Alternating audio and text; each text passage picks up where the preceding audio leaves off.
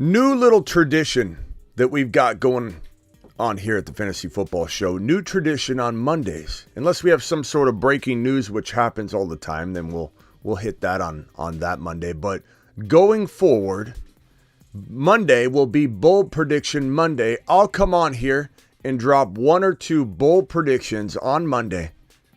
You don't like them? There's the door.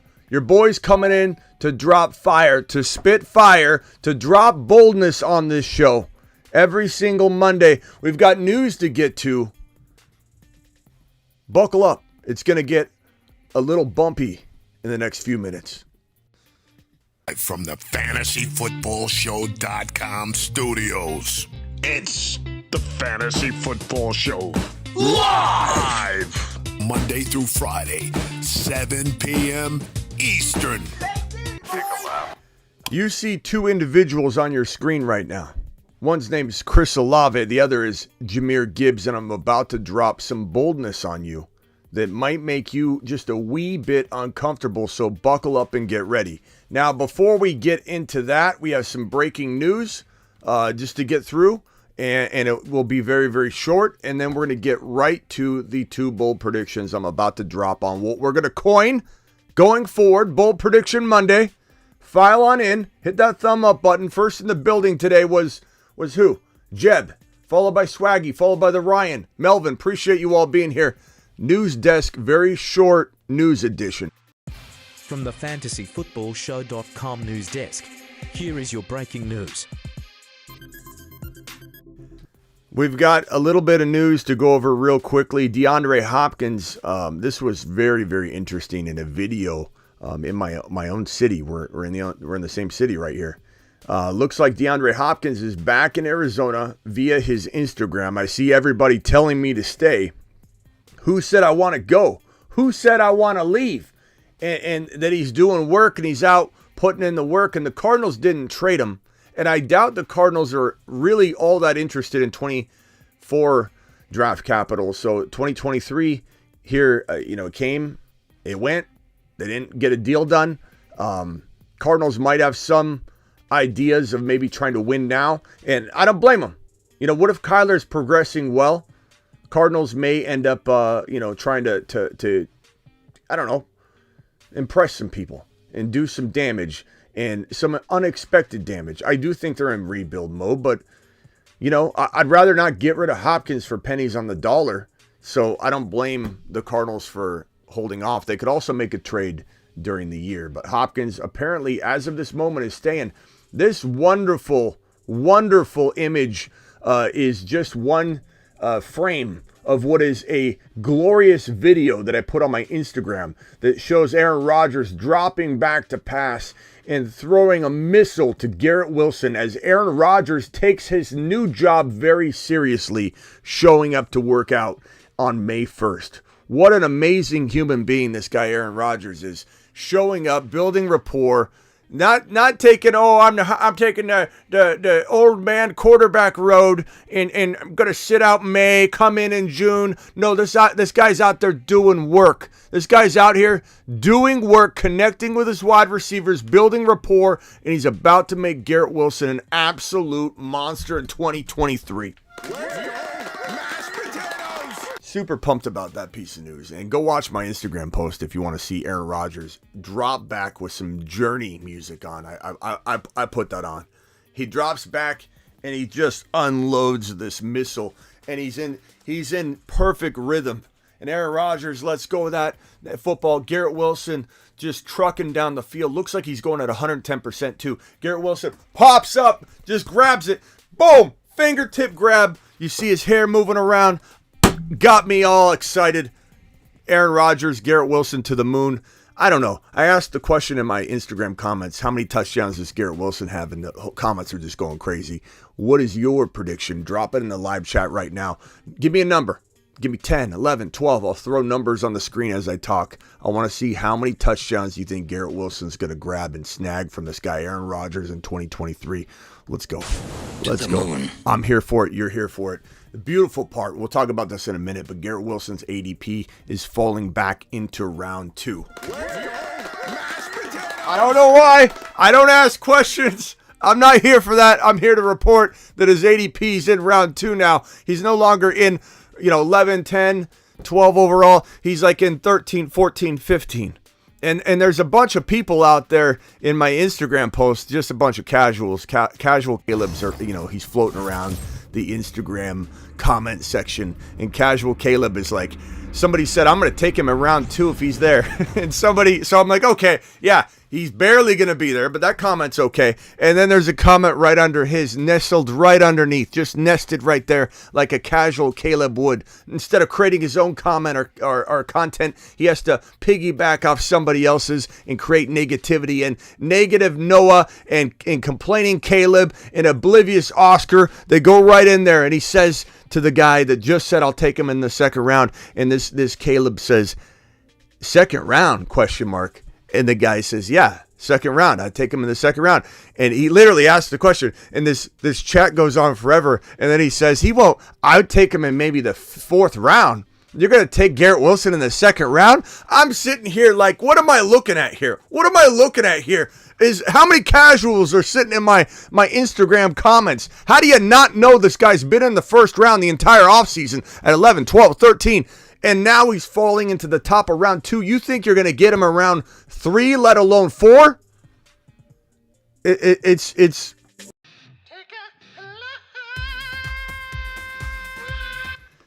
Casual Caleb. Every Casual Caleb out there, take a lap. These are all the touchdown predictions everybody's got for Garrett Wilson. Little Garrett Wilson, 1,500, 102, 10 touchdowns. These look like monster numbers by everybody, just tossing out double-digit, slingshots. You guys are slingshotting. Oh, here's Red Boy. Red Boy drops an 8. That's the first single-digit one I've seen in a while. Let's get that one off the screen. AC dropping a 7. What are you doing? D-Town dropping a 1. He's a Jets hater right there. But look at all these. You guys are absolutely correct. It's double-digit time. Start getting ready for the double-digit touchdown fest that is Garrett Wilson's season in 2023. That's all I'm going to say. Okay, so this is out of the way. Great piece of news there. We're almost there to the bold predictions. Get ready. Bold predictions, Olave, Garrett Wilson. Bold prediction Monday. Our new Mondays, now coined Bold Prediction Monday because we're doing it live. This right here, Ian Rappaport, this is good. We said this the other night. We've been saying this for a couple weeks now. Jerick McKinnon probably going to get re-signed by the Kansas City Chiefs. He's too good of a fit. They need him. Looking like it's going to happen. Veach knows talent when he sees it. He alluded to this possibility with reporters just now, 4 hours ago. So, yeah, expect him to be re-signed. And given that Pacheco kind of escaped the draft, this is the cuff. And in a crafty fashion, at the end of your best ball draft, promo code Smitty, best ball, Underdog Fantasy, promo code Smitty. Use the link I'm about to drop right now in the live chat. I'm going to pin that link. If you want to draft with us, we're probably going to draft tonight. You guys want to draft tonight? You guys want to draft tonight? I want to draft tonight. Normally we don't draft on Mondays. Everybody asks me to draft every single night. It's easy. I draft on Thursdays, Fridays, and Saturdays. We do a little draft marathon, okay? That's the way we roll here on the channel. But whenever I feel like it, we go ahead and draft. We're going to draft tonight. Get ready for Best Ball Mania. Here's the link right here. I might have already dropped it. Yeah, there. I'm going to pin it right now. Link has been pinned. If you want to get in, you got to click that link and get ready to rumble. All right, so I forget what I was saying on that. But anyway, Roschon Johnson. Where's this guy going to go tonight in the draft? Bears GM Ryan Poles praised Roschon Johnson's pass protection in a post-draft press conference. And let me just tell you one thing about getting on the field in the NFL and getting on the field quick. Pass protection. You get praise from your coach about blocking your dynasty gem of a quarterback, Justin Fields. Guess what's happening? You're getting on the field rather quickly. And I do like Khalil Herbert. Still. Roschon Johnson is pretty darn good. He's a nice option. He's not Bijan. He's not Jamir Gibbs. He's not Charbonnet, even though Charbonnet is not in a good spot. This is a good spot for Roschon to climb up. He's no lock, but you need to keep tabs on this kid and make sure you draft him in a couple leagues. Latavius Murray signed with the Bills. Whatever. I don't know. Mixon. Zach Taylor said that Mixon's future is here with the team. I like Joe Mixon, Taylor added. Well, good, because he's your running back. But I think that Chase Brown has one of those sneaky good pathways to the starting lineup. And Mixon, with the off-the-field issues creeping back up, yes, the charges were refiled. Maybe he pushes this out past the season like Kamara is so masterfully did with his situation. Who knows? Who knows? I have no idea. Your guess is probably as good, if not better than mine, because I'm probably going to try to apply a whole lot of logic to it when the real answer is the NFL is going to do what they want. We can't predict what they want from case to case, from case, this case to that case, from how much is in the public eye, how much is not. They have a heavy hand 1 minute, a non-heavy hand the next minute. They'll give someone like Jamison Williams 6 games for betting on probably volleyball while he was, maybe the rear end of his vehicle was still on the property. I kid because he was fully told not to do what he did, so he knows better. But 6 games as the set in stone punishment versus a huge fine, none of it makes sense. The NFL doesn't make sense. Joe Mixon, I don't know what's going to happen. All I know is this guy looked like he's slowing down, and there's a dude named Chase Brown that I absolutely love. And I think that he could get into a nice little rhythm by midseason. So draft him, stash him, wait on him. Jerry Jeudy, Broncos exercised their wide receiver's 5th-year option. Not a fan of this situation. And I don't really need Jeudy in my life. And so I'm probably not going to draft Jeudy in my life. This right here, this is interesting, but there's some rationale behind it. Okay, the NFL Now is reporting that the Packers have a fascinating financial decision to make on QB Jordan Love. Everybody's 5th-year options getting picked up today. They can do it tomorrow. And there's thinking that, how on earth, what's up, Ron Navy in the building, Swaggy, Fitzy, Steven, D-Town, appreciate you all being here, Isaac. There's some real, wonder going on right now. A lot of curious people are throwing their hat in the ring in terms of comments and reporting and questioning and wondering what the heck's going on here. You get rid of Aaron Rodgers because you're enamored by Jordan Love, yet you don't want to pick up his 5th-year option. And you quote here, GM, it's a lot of money for a guy who hasn't played. Weird statement about a guy you're enamored with. You absolutely love. You want to get rid of Aaron Rodgers so much so that you're enamored with this kid, and then you say something like that about the dude. You say it's a lot of money for a guy who hasn't played. I understand it. I don't know that I would verbalize it that way. I don't know if I'd put it out there in the news world so it can blow around in the wind and cause all kinds of drama. I felt like that was a weird way to display your questioning of the situation. But from a logical perspective, from a financial perspective, we need to remember a couple things. You can franchise tag, said Jordan Love. And while the team may or may not, and you could pay a little more, but they won't commit to Jordan Love, and they can still keep Jordan Love, similar to Danny Dimes. And then if they really love him, they can still lock him down to a long-term deal, and then that makes a lot of sense, So, and they probably would do that anyway, coming into, if they picked up his 5th-year option and they decided he balled out, they would probably extend him in the next offseason anyway. So you could look at it a bunch of different ways. You could look at it like we're going to franchise tag him, and then we're going to extend him anyway before, the season even begins. So the franchise tag, which was ultimately designed to hold a quarterback in place, they call it the prison tag. The players, amongst the players, they say this is called the prison tag, Smitty.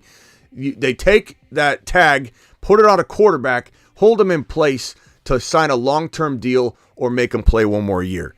And so at the end of the day, they could accomplish the same thing, giving him a long-term deal at the end of this season, whether they franchise tag him or have him on that 5th-year option, which they end up just extending him anyway before that season kicks off. So there is some logic behind maybe waiting, but my guess is they pick up that 5th-year option, but who knows? They're going to have him. If he balls out, they're going to have him anyway walking into the next season. Now it is time for the bold predictions you've been waiting for. Bold Prediction Monday is here to stay. 145 of you in the building. Please punch that thumb up button. Get that over 100. All right, here we go. Bold prediction number 1. This man needs his own animation. I don't know why I haven't created something for him yet. It's my fault. That's on me. This guy, Chris Olave. Hear me now. I said it the other day. Hear me now. I'm going to write it on the screen right now. Olave could be. No, Olave will be, because this is a bold prediction, a top. Here it is. Olave will be a top 3 to 5 wide receiver in 2023. Go ahead and rain all your disbelief, you Olave haters out there. Come in, drop it. Come in. I know Jake the Snake is. Olave is about to explode onto the fantasy scene even more than he's already exploded. He's about to make any doubter that thinks there's any other option on the squad to be a top 3 to 5 wide receiver or any other player in his spot. This guy right here has the skill sets to become a top 3 to 5 wide receiver. And you can laugh if you want. You can say, oh, that's too bold. Smitty, are you telling me he's going to be better than Hill, better than Adams, better than all these? You're going to list off every player as if I don't know who's in the NFL. I don't need to read off that statement, Bob. So stop typing it right now, angry Ian, angry Angus. You're going, oh, Schmitty, do you realize? Let me list off the top 10 wide receivers. Do you really expect him to? You don't need to do that, because I'm here to tell you I've already looked into it just a little bit. And when I say little bit, I mean all off season long. Drop Olave emojis in the live chat if you know what's good for you. This guy is going to be a top 3 to 5 wide receiver. 3 to 5 wide receiver. I did stutter. I didn't hesitate. There's no second guessing or equivocation to my tone. This is me coming out and telling you bold prediction time, baby. And this guy's in the 3rd round. Where's his ADP? Round 3. How good could he be? Top 3 to 5. Where's his ADP? Round 3. Where could it climb to? Bottom of round 2. Probably not any higher. I don't anticipate any other movement in his ADP unless a wide receiver goes down, like an Adams, somebody ranked above him goes down to injury, knock on wood, and then all of a sudden you have all the wide receivers pulled up 1 or 2, 3. Draft slots, really like 4 or 5 draft slots. If a wide receiver above Olave was to go down with injury, knock on wood, you would have a guy like Olave move up not one wide receiver spot, and yeah, probably, but also 3 to 4 overall spots, because you've got to include the running backs, the quarterbacks, the tight end, all that stuff that's going to make up that, 3 or 4 spot range where he's kind of floating around. So Olave top 3 to 5. Does that mean Garrett Wilson can't be top 5 either? Yeah, both could be top 5. They both could be top 5. Who said, I'm seeing a couple Garrett Wilson. Who said that this guy can't share a top 5 wide receiver role with Garrett Wilson? And who said Garrett Wilson isn't 1 to 5? Who said? Who? Name the guy. Name the person. It wasn't me. Name the person that said that Garrett Wilson and Olave can't both be in the top 5, because they're both on the Moon Men list for a reason. The Moon Men, dropping loads in outer space. One of the first editions. That's why these guys are on line 1. These are the early guys. Space Monsters. Wilson, Olave, 2 top 5 wide receivers. Maybe Wilson's going to be on next Monday's show. Okay, so calm down, relax. If you're a Garrett Wilson truther, you're looking at the guy that's been preaching that the entire offseason. So you don't have to convince me. You can't walk into my room and say I'm a Garrett Wilson fan, because you're walking into this house right here. This is a Garrett Wilson house. This is a Chris Olave house. This is a Bijan house. This is a Jamir Gibbs house. You can't come in here and say, oh, I'm bold on. You want to get on this train. This train's already moving. You got to jump on while it's going 35 miles an hour as it's about to take off. And we're going to leave everybody behind that doesn't jump on right this very second. Everybody. Because we're not letting anybody back on. Lamb top 5. Lamb will be 2. I question that because of the changing of the offense. Lamb I like a lot, but I think Lamb probably drops a couple slots in my mind versus climbs. That's just my honest take on CeeDee Lamb.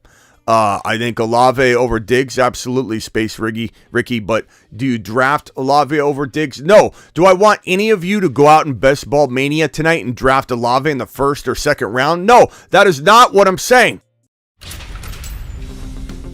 You've just been Smitty disapproved.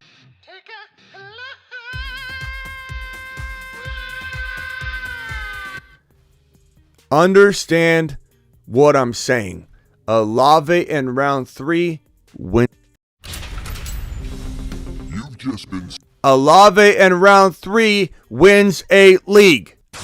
To the moon. Olave in round 3 is your friend. Olave at 2.1 because you got excited about my video is a take a lap. Not understanding the difference is a panic mode. Alert. Alert. So let's be smart about this, okay? I don't want to see anybody drafting him at 2.1 now. I don't want to see anybody getting all crazy about this because I came out and told you this guy's going to be a top 3 to 5 wide receiver. Be smart. Use the draft capital to your advantage and don't leave value on the table because you got too excited and you're not patient enough to let this man fall into his native space, which is in round 3, 3.1 to 3.8. Yes. And quite honestly, Kurt, I think that the animation that I'm going to make for Olave's your friend. Olave's your friend. Olave's your friend until the very end. And you need to utilize this man in his native space, in his third round territory. Get ready for, Ron Navy says, get ready for JJ's 2,500 yards. That is a bold prediction, Ron. Ron mentioned that as his bold prediction earlier. Let's get into the next man.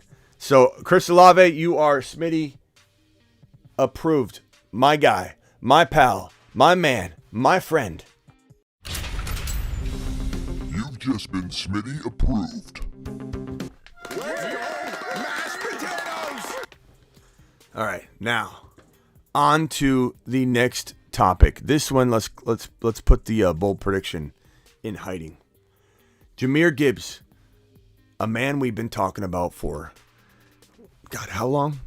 I mean, 7 months. I mean, we obviously talked about him when we talk about, guys that are coming out of college. But once the college season ended, it's Jamir Gibbs this, it's Jamir Gibbs that, it's Jamir Gibbs is going to be a monster. It's Jamir Gibbs is going to win you leagues. It's Jamir Gibbs is a 4th round steal, which he still is because somehow, some way on Underdog Fantasy promo code Smitty, he's still going in round 4. I don't know how. I don't know how. I don't know why. Don't ask questions. I don't care. That link is pinned. We're live drafting tonight. If you like to live draft and you want a chance to win $3 million in this Best Ball Mania tournament, and you want Jamir Gibbs to help you with it, or Olave or Garrett Wilson, if you know what's good for you, you'll click the link, sign up ahead of time so you don't miss out. Someone said I'm missing super chats. I'm not because I'm ranting, but let me go find them. They are important. They're vital. So Wild Bill, let me go find it. You're right. I should be addressing these no matter what rant I'm in. Smitty, could Elliott or Fournette or Hunt go somewhere, the draft survivors, and screw them up? I mean, I guess Fournette could consume some volume. So should he go somewhere, let's say somewhere stupid, like, let's say he goes somewhere like Indianapolis. Like, we're going to hear a lot of chatter about it, but I'm not concerned. Fournette's a shell of himself, or he's starting to become a shell of himself. He's kind of, I guess, where Elliott was last year, so there's a potential for some vulturing, but it would be dependent on where you went. You know, like if you re-sign with Tampa, that would be kind of bad because they probably use him a little bit. Elliott, yeah, there's a little threat. Like he goes to Philly. I have a feeling Elliott signs with Philly if he does want to rain on someone's parade, and then we got to reassess Swift again. And I don't think Elliott's a great running back anymore, but would he command respect by the team he lands with enough to get volume and to get touchdown or goal line work or something over Swift? Like Zeke would get goal line work over Swift. Unfortunately, he would. If they signed Zeke Elliott, we all know that they would try out Zeke Elliott at the goal line over Swift and keep Swift healthy. I don't know. We'll have to address it. It's a great question, Wild Bill. And Hunt is a whole nother player that we need to assess. We've heard there's a lot of drop off in his game according to a bunch of NFL teams and scouts and GMs. So I'm not feeling as high on him moving forward. Let's get to this man, Jamir Gibbs. We've been talking about Jamir for quite some time, have we not? Have we not talked about Jamir Gibbs heading to the moon? Have we not talked about this man who's already got his shuttle scheduled for exiting the atmosphere and not just going to the moon? I don't know if any of you know this, but Gibbs is actually headed to the moon. And some people are going to watch and go, oh my God, the shuttle is totally off course. It's going to go past the moon. But little do you know, it's slingshotting around the moon and heading to Mars to gain some momentum because the man is on the Mars man list, and he has been for the entire offseason. So I don't want to hear, Smitty, you like him now? No, you don't know what you're saying. If you think we like him now, you don't know. Where have you been? You haven't been anywhere around these parts because this man has been living on the Mars man list the entire offseason, baby. He's on a shuttle to Mars. Mars man. This man, Jamir Gibbs, resides Loads dropping and spinning aimlessly in space. on the Mars man list, which now has 1, 2, 3, 4, 5, 6, 7 guys on it. So we do need to update this number right here. This is now a 7-seater. I might put another one on here, though. If I had to, actually, I'm not going to guess because I want you all to tune into the Mars Men number 8 replacement. Charbonnet was on here. Charbonnet remains on the Moon Men list. The Moon Men, dropping loads in outer space. Charbonnet's not exiting the Moon Man list. He does become a different value, though. Space Moon says. Walker's not leaving the Moon Man list. He just becomes a different vantage point. These guys there's a different lens we're looking at. But this guy, Gibbs, who says they're not buying? Who says they're not? He's on a shuttle to Mars. Mars men. Who says they're not buying? Somebody says they're not buying. Loads dropping and spinning aimlessly in space. I can't find it anymore, but well, it doesn't matter. Let the haters hate. Let the haters hate. Jamir Gibbs is on a direct course to Mars, and he's going around the moon. He might say hi to a few of the moon men on the way, and then he's launching toward Mars, where he's going to create a new colony of RBs. My bold prediction. Where is it?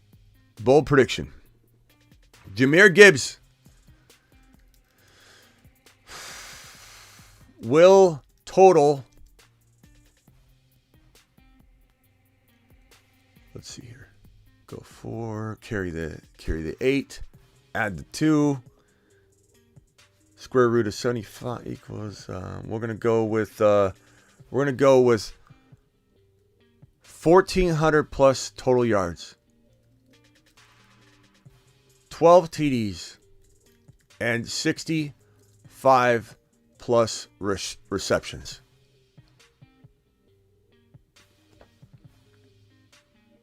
Jamir Gibbs will total 1,400 yards, 12 touchdowns, and have 65 receptions in 2023. That is a season, ladies and gentlemen. That is a season. I could be a little high on the receptions, but that is quite a season. We're going to go ahead. Yeah, we're going to lock it in. That makes him a top 5 to 10 running back, just like I've said.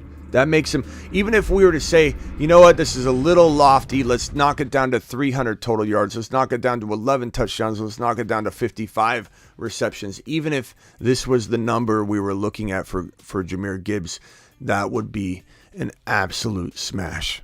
That would be Mars Man material if I've ever seen it. That would make him a top 12 overall pick walking into the next season. That would make him what ETN should be if the Jaguars were going to throw to ETN like they should throw to him, but they don't. Maybe they change that, because if they do, the Jaguars will turn ETN into Gibbs. They will be nearly identical in production, because Gibbs can total 400, 500, 600 yards on the ground. He can total 600, 700 yards receiving. It could be a near divide. Or this guy could run for 450 yards on the ground and pull in about 700 receiving yards, 750 receiving yards, 800 receiving yards, and dumb down the rushing yards a little bit. This, to me, is the absolute, I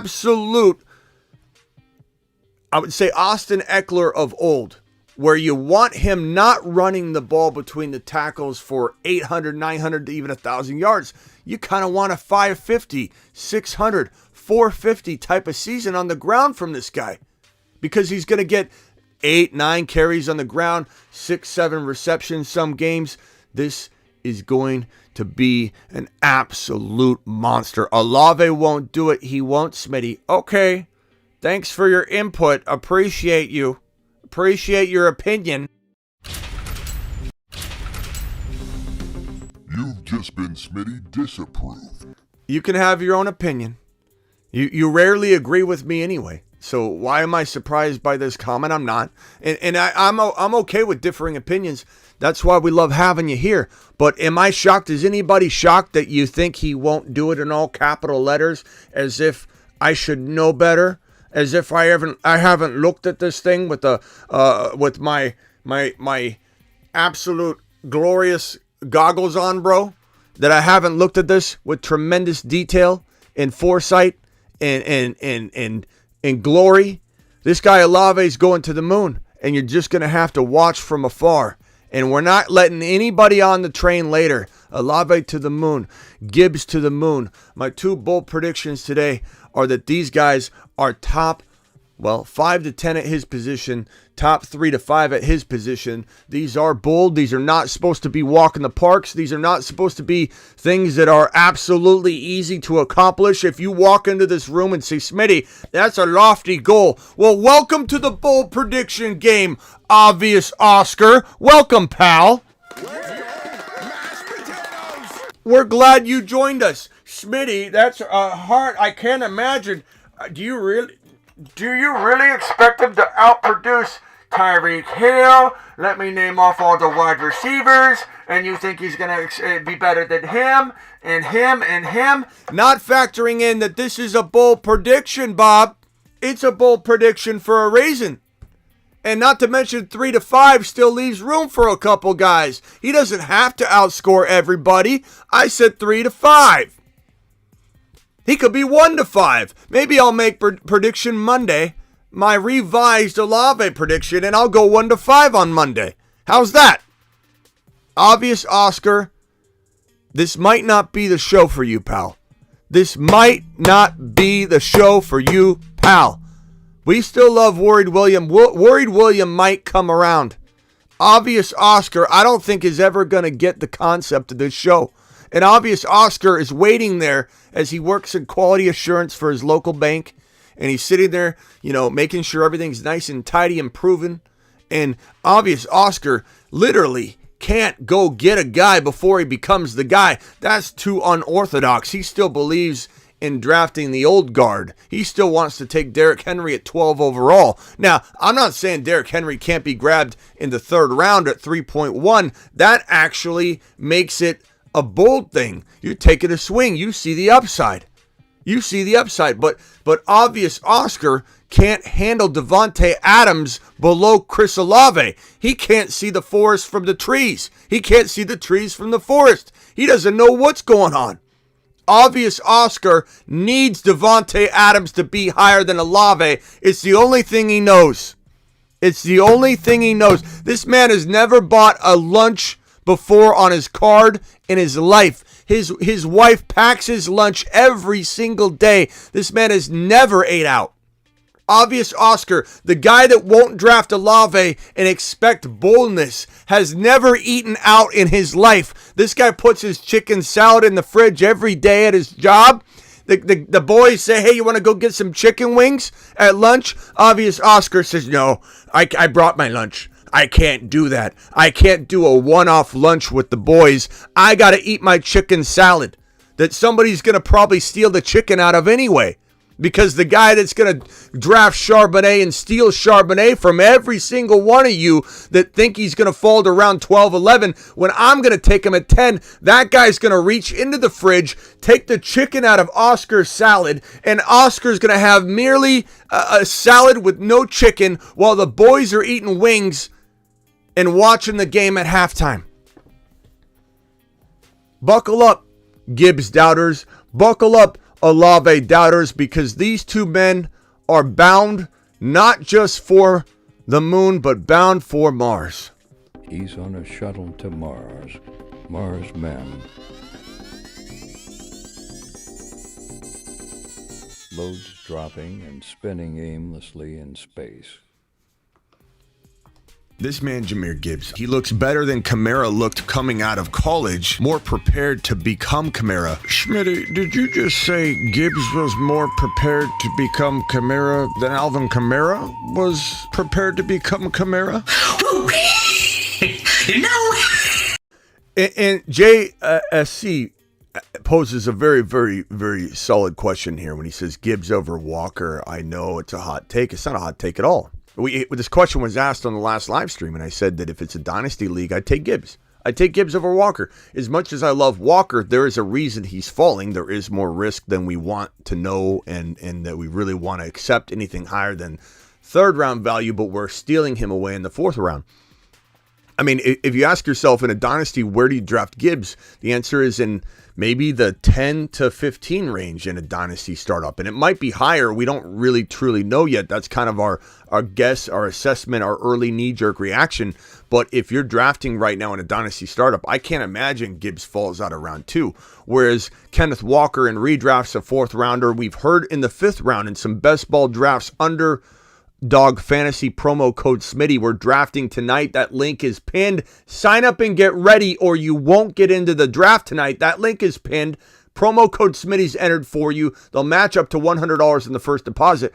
I've heard from so many people today, like I would say like 15 at this point, that Walker went in at least round 4, in a couple cases the top of round 5, and those are redraft best ball. In Dynasty, which is this framed question is for Dynasty, Gibbs is going in, I would guess, the 10 to 15 range. Walker probably doesn't go round 4 anymore because this dynasty probably goes in the 3rd round, but I'd imagine mid-3rd to late 3rd. And so when you say hot take, that's not a hot take at all. I hate to burst your bubble, but it ain't a hot take and you aren't wrong because he's going higher. So it totally makes sense. But do I still love going and getting Kenneth Walker with Charbonnet at 3rd and whatever Charbonnet costs? Let's say it's a 9th rounder in Dynasty or 8.5. Do I take Walker in the 3rd, late 3rd, and Charbonnet in 9? Absolutely, all day long. But I'll take Gibbs as well in round 2. Maybe I go Jamar Chase, I go Gibbs, I go Walker, I take Charbonnet, I grab a Watson. I'm building that team in Dynasty all day long, twice on Sundays. Let's go. Gibbs, Rocket. Yep. Appreciate you, Common. Gibbs to the moon. Absolute moon. Let's open the phone lines. Call into the show. Call into the show. Dial into the show, and let's hear your thoughts on these predictions. Let's hear your thoughts on other predictions that you might have. Anybody have a prediction? Drop it here in the live chat. I thought I had my phone number on screen for this, but I don't. Let me go on over to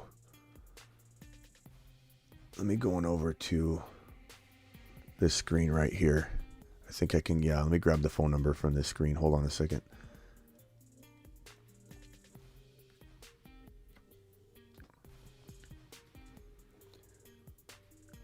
Dial into the show. Phone number's in the corner. Let me open the phone line. You're live on the Fantasy Football Show. Hey, what's up, Smitty? What's up? Thanks, Wild Bill. So I put you probably didn't see it because there's so many comments, but I think the top 5, top 8, I put Bijan. I think Pollard's going to be number 2. I think Stevenson's going to be number 3. I got Gibbs at number 4, and then I think the combo of Walker and Charbonnet are going to be number 5. And then I got who did I put at 6?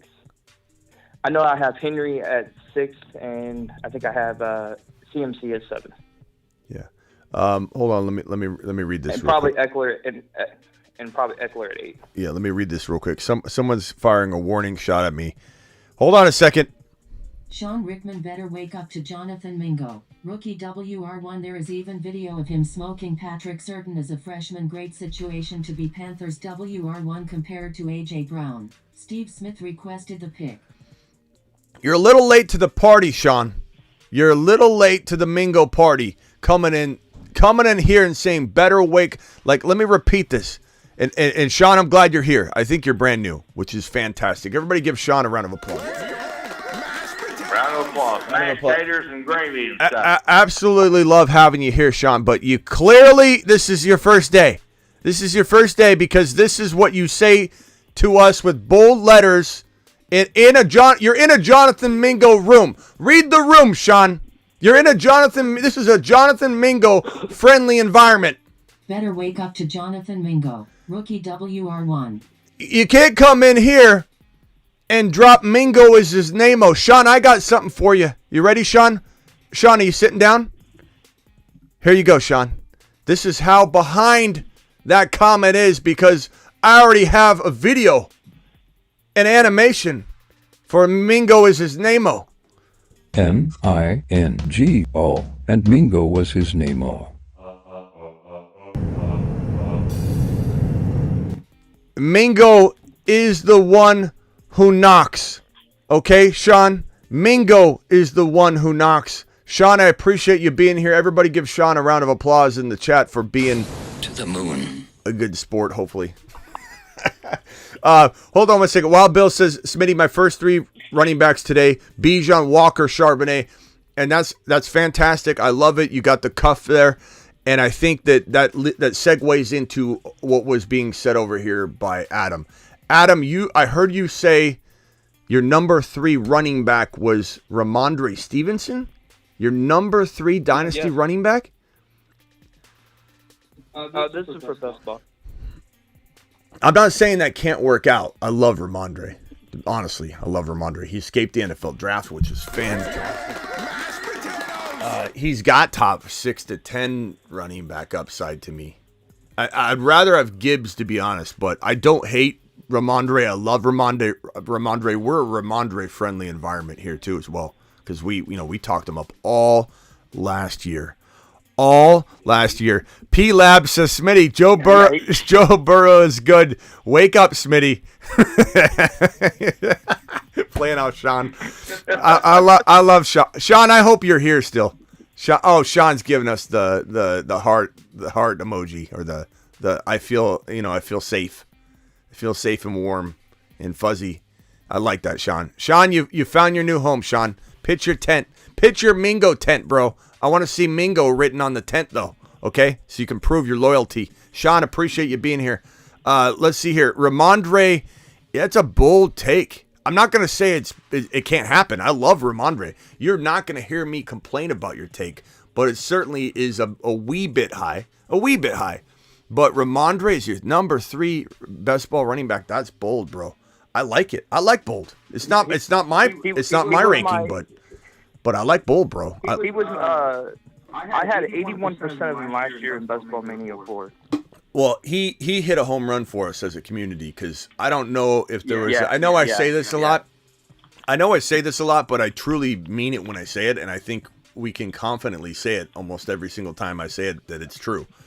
I don't think there's a community higher on Ramondre than we were, because we were talking about him when he was not even really in the picture as being the full-time guy. We've been for years. It's not just this year. Like, we've been, when he was a rookie and he had that, like, he ripped off, I think, 1 or 2 touchdowns in a preseason game. From that moment on, I said, this guy's getting in the lineup.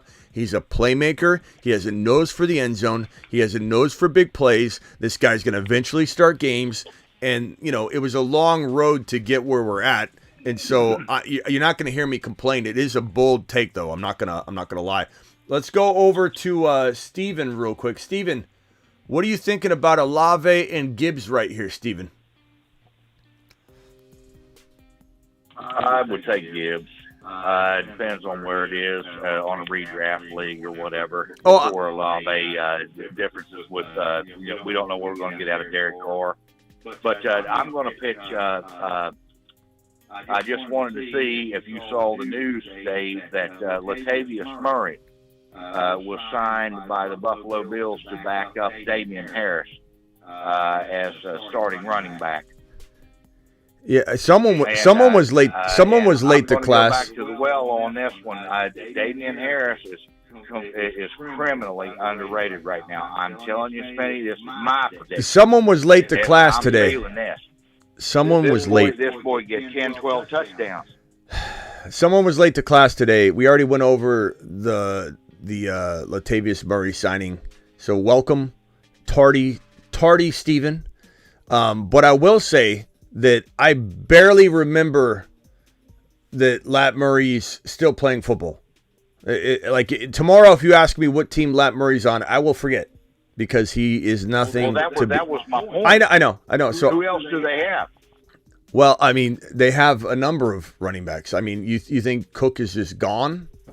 James Cook, he's Cook is a substandard running back. He's gone. Well, I mean, a lot of people, not particularly fast. A lot of people like him more than Damian Harris. My point is that you have 2 running backs, and you have a history with that team of sharing the workload. I do believe that if you grab both of them, you could have a crafty, like, flex type running back too. Like, you could take a hit at your running back too, beef up everywhere, and consume a bunch of different players. Like, go 0 running back in your brain for your running back too. Go Charbonnet, get James Cook, get Harris, get all these RBs. Go grab the rookies. But I think your expectations for Damian Harris are lofty.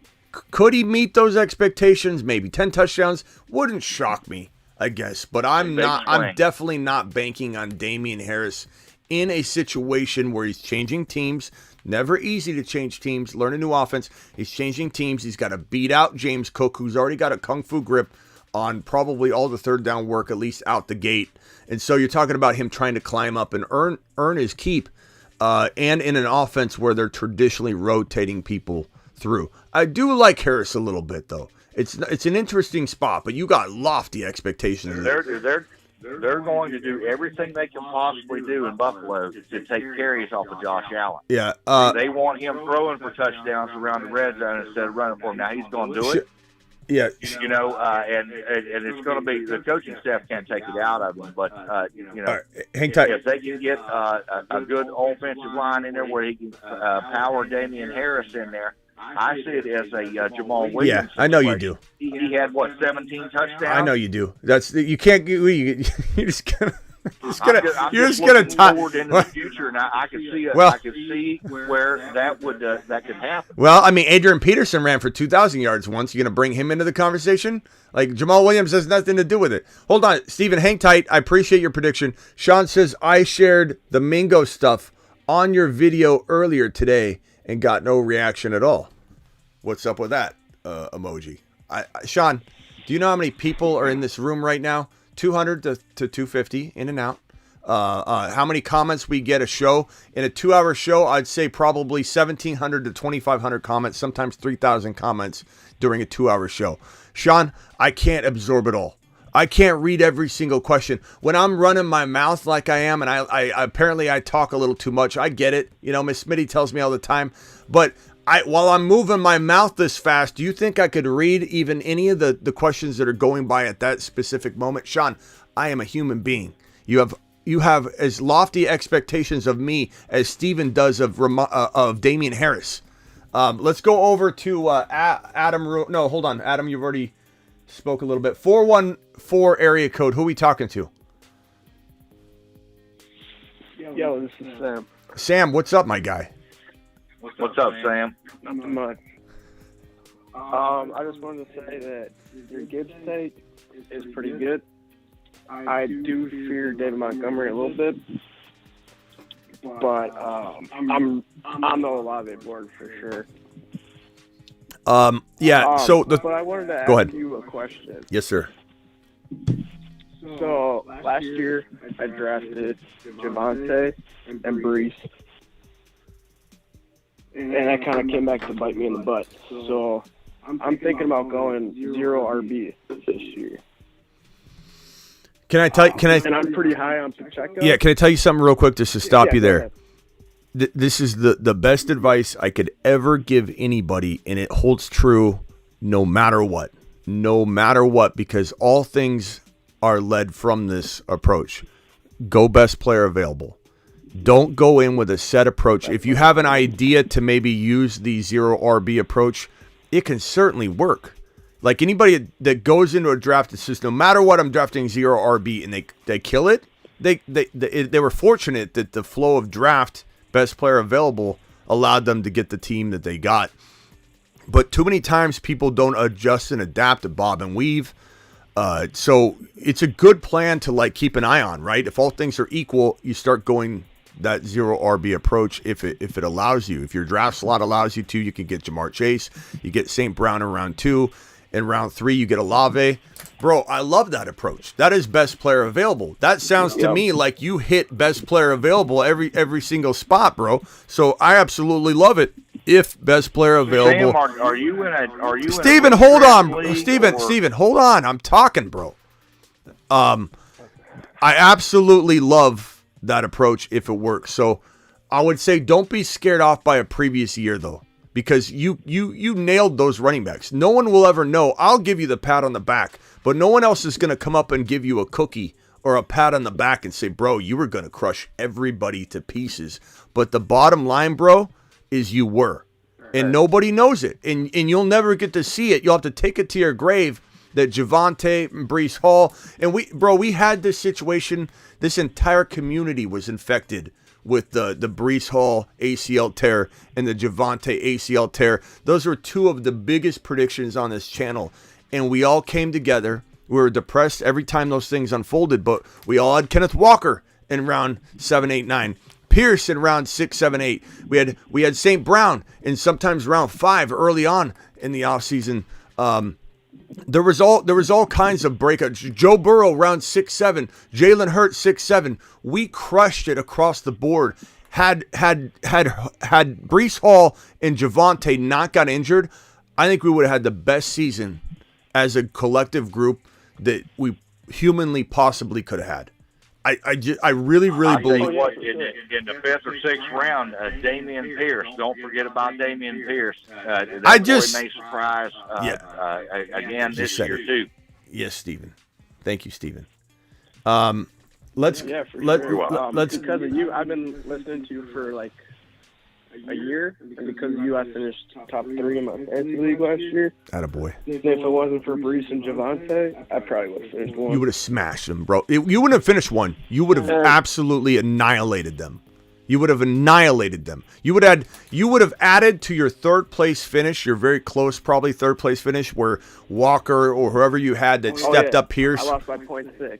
Yeah. So if you would have had a top 1 to 5 running back in Brees Hall, a top 1 to 5 running back in Javonte, and you would have had 2. You would have annihilated them, and they would have been talking about you to their grandchildren. But unfortunately, this is the world we live in, where injuries take out players all the time, and it just so happened our two of our biggest predictions were some of the only players that went down with an ACL tear, which is absolutely crazy. Hang tight. All right, go ahead, Sam. Finish it, and then I'm going to go over to Ben. I was just gonna give one bold take. Go ahead. And then I can hop out of here. Yes, sir. I think Trevor Lawrence finishes as a top 5, possibly probably top 3 quarterback. Attaboy. And Christian Kirk and Calvin Ridley both finish as top 15 receivers. Calvin Ridley and who? And Christian Kirk. Okay, Christian. Wow, that's bold. Christian Kirk. Both of them finish in the top 15. That's bold there. All right, Ben. That is awesome. Ben, you're live. Steven, you've been warned. Hey, what's going on? Yeah. What's up? Hey, what's going on, Smitty? I just wanted to say real quick. So 2 situations. It could be a prediction, I guess, but the situation where Kendre Miller takes over the backfield. Want your thoughts on that? And then the same thing for Roschon Johnson and kind of a weak backfield as well. Kendre Miller, he still has to fend off Jamal and Kamara, so there's upside there. But it's one of those bigger swings. You're stashing him. You're hoping that a couple things unfold a certain way. But I definitely like him. Roschon has a much clearer path. I think if you were to grab him and Khalil Herbert, they're probably costing you I don't know, round 8 and 9, round 8 and 10. I can't even begin to guess where both their ADPs will be because we have no clue right now. The data is not. The data is still even the data that's been updated as of this moment is still influenced by the old ADP, which made people for 2 or 3 days draft a certain way, right? So Kenneth Walker, like I said, was floating at the top of the ADP list, and so people were feeling pressured to take him because he was sitting there from the beginning of their draft. As soon as they entered, pick 15, there's Walker, and he sat there, and then you see people just take him, and I don't think they will once his ADP gets adjusted and he gets moved down. People just don't know. Some people don't know what's going on. Some people have no idea that drafting Charbonnet affects Walker because they're not in the know. They don't watch anybody that updates them that way or something. So there's a lot of reasons to think Roschon could have really high ADP. Maybe he's going to be a steal. Gibbs is going in round 4. Then he sometimes goes in round 3. I tend to think he's going to climb into the bottom of 2 at the very least later on. And he'll probably be a staple in the late 2 to round 3 territory. But I've gotten him in 2-3 different drafts in round 4. I got Jamir Gibbs in late round 4 in one of my best ball drafts last night, and I couldn't believe it. Here's a guy that I think I would, if push came to shove, and I'm bold predicting here that he's going to do this right here, but push comes to shove, if I had to take him at the bottom of 2, I'd do it in a heartbeat. I really would. I would have no problems with it. But Roschon, we'll see where his ADP climbs, but definitely love his opportunity, and you can cuff him to Khalil Herbert, and they should be one of the cheapest starting running back crews you can get. Let's go over to Ben real quick. Ben, you're live. Oh, Ben dropped off again. Adam, you're back up, boy. Get after it. Hey there. Sorry about that. I was on mute. So far as I'm surprised you were not more surprised about my number 2 that I said more than Steve's. Maybe honestly. Maybe I didn't hear it. Name your top 5 running backs again for 2023. Bijan, I think will be number 1. Yeah. I think number 2 will be Tony Pollard. I didn't hear that. I like that. Look, you're going bold. These are bold takes, and there's nothing wrong with it. As I mentioned earlier in the show, if Pollard finished as the number 1 running back, it wouldn't be the craziest thing in the entire world. I don't expect that. I'm not planning for that. No one should be planning for that. But if he was in the 2 to 3 to 4 range come week 8, 8 weeks into the season, it would not shock me in the slightest if Pollard was number 3 overall out of all RBs in fantasy football through week 8, week 9, week 10. It wouldn't shock me in the slightest. There is some risk involved, but he escaped the NFL draft. Absolutely phenomenal news that he did. But I don't think I could rank him there, but I love the ranking. It's bold. It's great. I mean, I agree with Bijan. Bijan's my number 1 across the board, no matter what. That's no shock to anybody here. But Pollard definitely top 5 to 10 running back material. The way that I do my rankings is I do it based on how teams play how they play. So I think Bijan being his talent, going to a team where they're going to run the ball. Then you got Tony Pollard. They pretty much already said they want to run the ball there as well. New England's back. If it's just having one, if it's just Stevenson and they give him the most of the journey, unlike last year, he didn't get all of it early. You're talking about getting him the full season this time. That's why I have him so high. And then I like Gibbs because I think she's going to get a lot of opportunity, and they have one of the best offensive lines in the league. And between Walker and Charbonnet, I think they will be number 5. I don't trust McCaffrey to stay healthy this year. Yeah, it was hard enough to trust him last year. The running backs in San Francisco seem to get hurt a lot because they overuse them, I think. Yeah, he's a different running back because he takes care of his body different. But still, he was already on borrowed time for many of us walking into last year. Then when he was traded, it was kind of like, he was in a video game. He ran into one of those one up lives. And it just it made him grow, and it gave him a little bit more battery power. So he was able to go through a whole nother year. But I do have concerns about him getting through another year in San Francisco. If anybody can do it, it is McCaffrey because he does his own workouts. He does his own, stretching routines. He has his own aftercare that he does. He goes in the sauna. He goes in, does all this stuff to take care of his body. So if anybody could do it, it would be McCaffrey for one more year. But Bijan's my number 1. And I love trading out of any pick where I have to force myself to take a Christian McCaffrey or force myself to take a Tyreek Hill or force myself to take anybody in that middle to late first round. I'd much rather get 2 picks in the second and third round, as long as that third rounder is high enough, and come in strong with an Olave and a London, and an Olave and a Burrow in place of my 1 mid first round pick. It's such a smash move. And sometimes you got to give up like a 7th rounder. Like I've done trades before where I give up my 5 overall and I get someone's 2nd and 3rd round pick, and I don't even get anything in return. They're just so badly want to have 2 first rounders, they'll burn one of their picks and do it. And if they want something back, you kick back a 7th or an 8th rounder. You try and work that pick as far down as you can. Sometimes it creeps up into round 6. Sometimes you got to give up a 5. But I've done it on all spectrums. I've given up a 1 player or 1 pick, number 5, for a 2nd and 3rd round pick. And I'm telling you, you give me Burrow and you give me Olave, even if I was to reach on Olave in round 2, or let's just say you gave me a 3rd rounder and a 4th rounder and I got Burrow and Olave there, a 3rd and a 4th rounder for that number 5 overall, that will crush it. That will crush that 1 player. So you could say, give me your 3rd and 4th rounder for a number 7, and you would smash it. You would beat that player, that other owner, in that trade at the end of the day. But you do need to go after that 2nd and 4th or 2nd and 3rd. That would be a much better move to give up a top 5 pick, because you can do it. You can get it done. And that's my draft pick trading stuff, and we'll do more of that. Let me go over to Steven real quick. He's been a good little boy, been very quiet in the corner, hasn't interrupted one time in the last couple moments. So what's up, my guy? Kadarius Toney or Sky Moore, because they drafted a 2nd rounder and Rashee Rice. That tells me that those are the wide receivers they're going to roll with. And if you want 1,400 yards, if Kadarius Toney stays healthy, I don't know how many touchdowns and yards he gets in that offense. That's the one they're going to feature. I thought you liked Rashee Rice.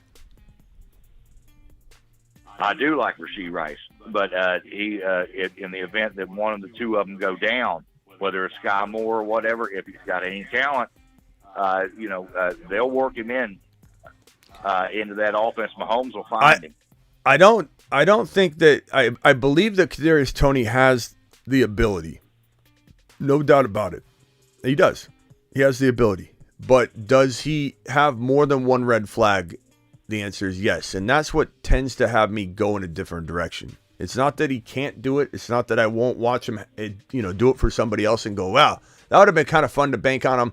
It was just a little risky. But Kadarius Toney has that. He's kind of a head case. He was moved out of New York for a reason. He's very injury prone. And so there's a lot of red flags that concern me. He wasn't used fully last year, and some of that was because he got hurt. That was part of the other. So there's a lot of red flags, and to me, I just like Sky Moore. Like, I'm going to go after Sky Moore. I'm not going to go after Tony. Tony has higher draft capital anyways. Give me Sky Moore as my wide receiver 3-4. I sometimes get him as my wide receiver 4. I agree with you that someone's going to eat big time there, but I kind of feel like it's going to be Sky Moore. I mean, Sky Moore has the high draft capital. If you drafted Patrick Mahomes, drafted Patrick Mahomes, and you turn around and came back in the 3rd or 4th round, Sky Moore right there would be a really good pick to pair him up. 3rd or 4th round, Steven, not on my show. You've just been Smitty disapproved. Did you just say Sky Moore in the 3rd or 4th round? Well, if something happened, if they had an injury or something like that in training camp, maybe.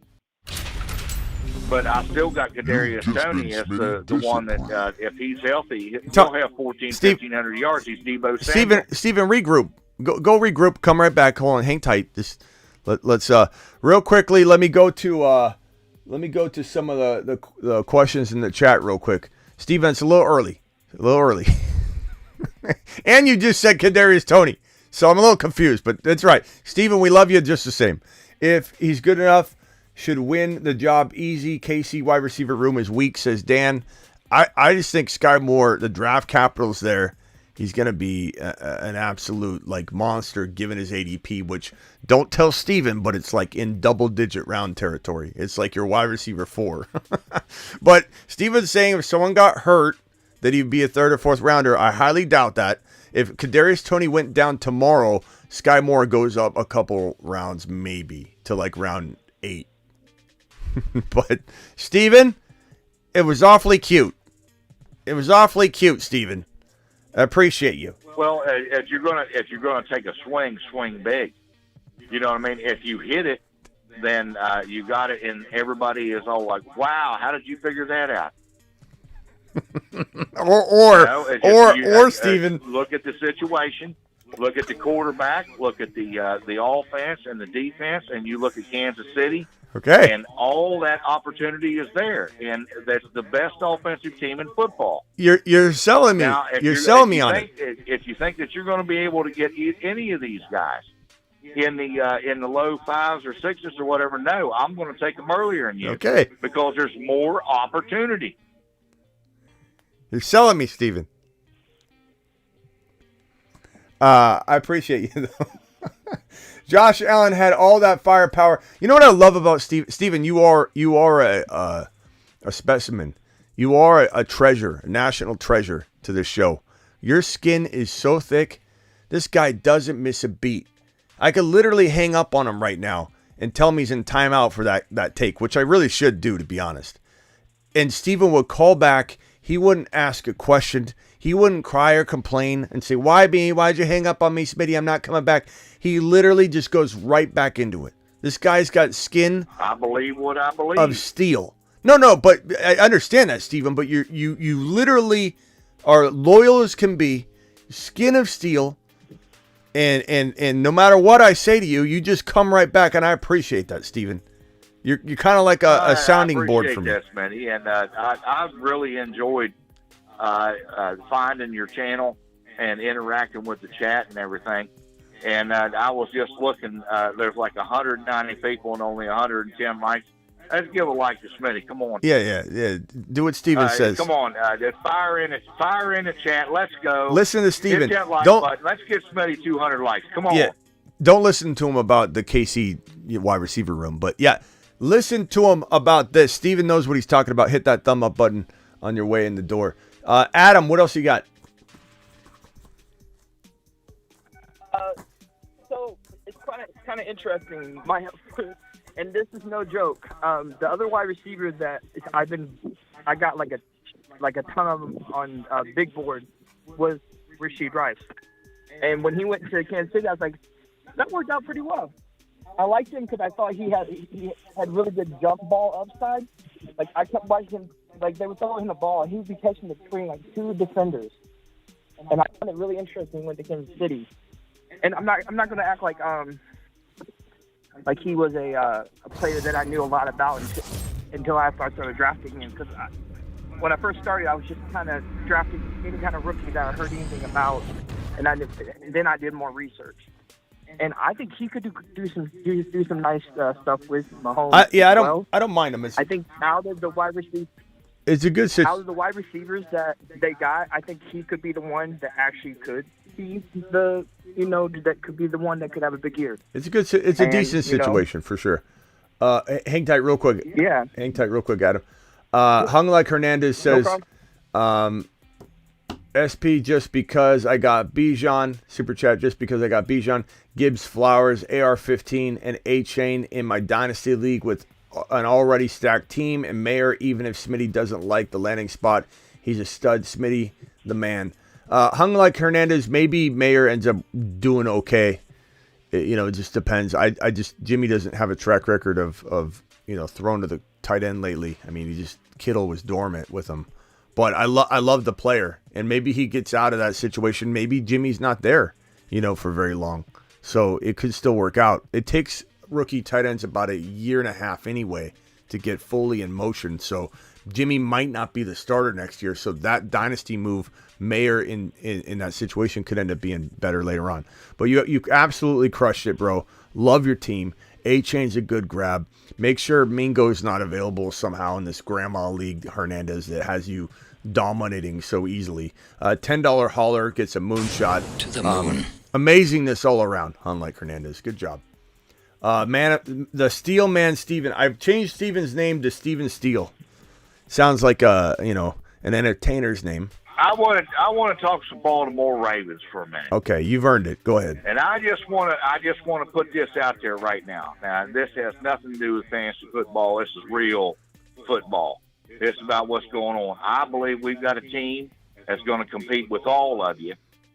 And whether it's Lamar or Mark Andrews, you can take whoever you want. But I'm telling you, we're coming for blood this year. Y'all are going to have. That's all I have to say about that. Yeah, I don't think you're that off. That there could be a potential where the Ravens are balling this year. I mean, Flowers was needed. I said this from the beginning. If Lamar returns to Baltimore and doesn't get support, he's going to bust again. But the way that he could get into a situation where I'm even reevaluating my Lamar Jackson and Baltimore take is that if they bring in a Zay Flowers or they bring in a wide receiver, what did they do? They brought in Zay Flowers. They did exactly what I said needed to be done in order for me to take a double take at it and give Lamar a fresh start. And Munkin, sounds like Munkin's the answer because they bring Munkin in and all of a sudden they're drafting Zay Flowers. They're bringing in Odell. They're talking about changing this offense in a different way. They'll probably let Lamar be Lamar, but they did everything they needed to do. They paid him way more than they said they were going to. My personal opinion, we paid Odell Beckham Jr. $15 million in cash to have the ability to be a coach on the field and be able to be in the wide receiver room. We needed veteran leadership. We have talent.